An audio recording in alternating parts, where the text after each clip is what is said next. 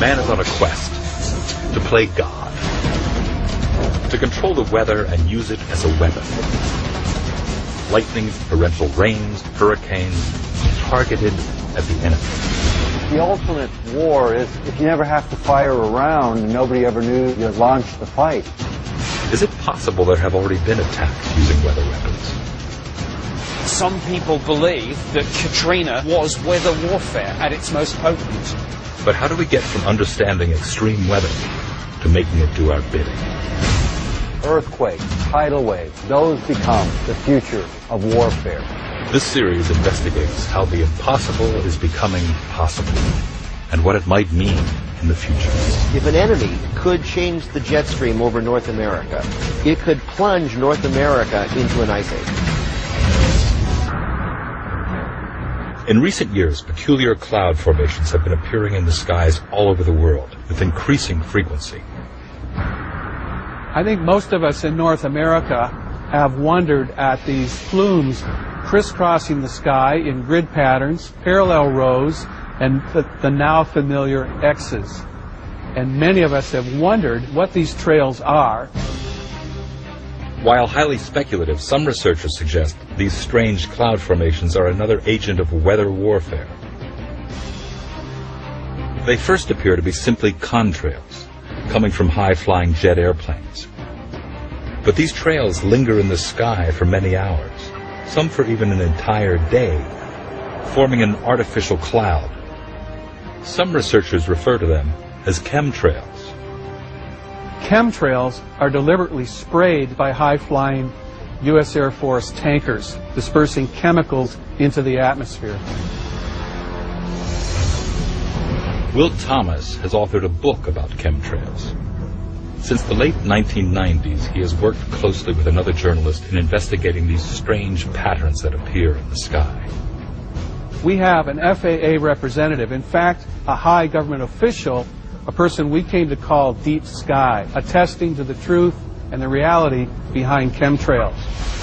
He described this program of spraying chemical trails at high altitudes in so-called commanded airspace, where commercial flights are routed around and beneath tanker airplanes belonging to the U.S. Air Force.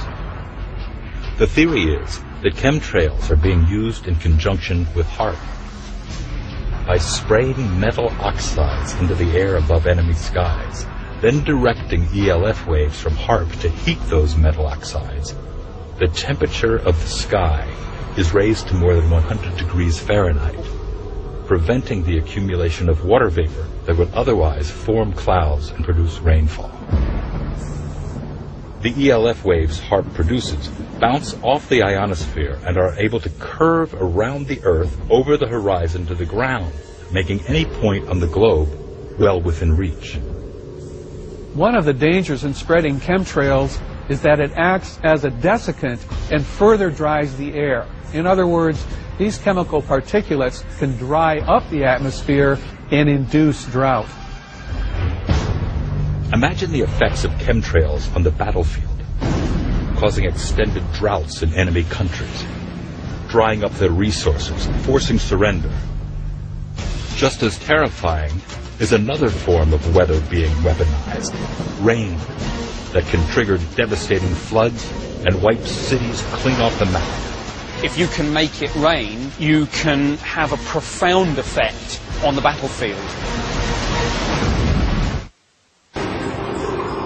One of the critical elements in launching a weatherized battle is being able to control rain and unleash floods. The military have had a keen interest in the weather basically since day one. There have been a number of times the military have actually succeeded in developing technology to use the weather. In history, there is a chilling example of a flood that may have been accidentally triggered with a weather weapon.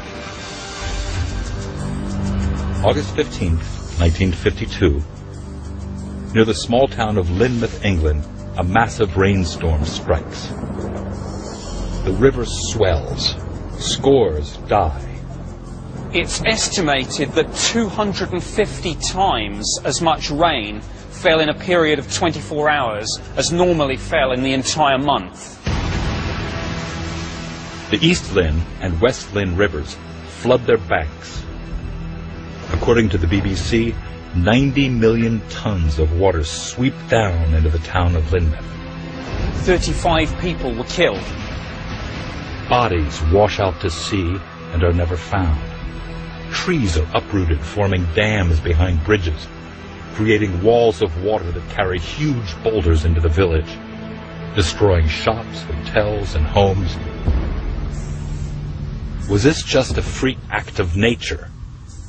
The prevailing theory is that it may have been a British military experiment gone bad, as they had been known to be conducting cloud seeding tests around that same time.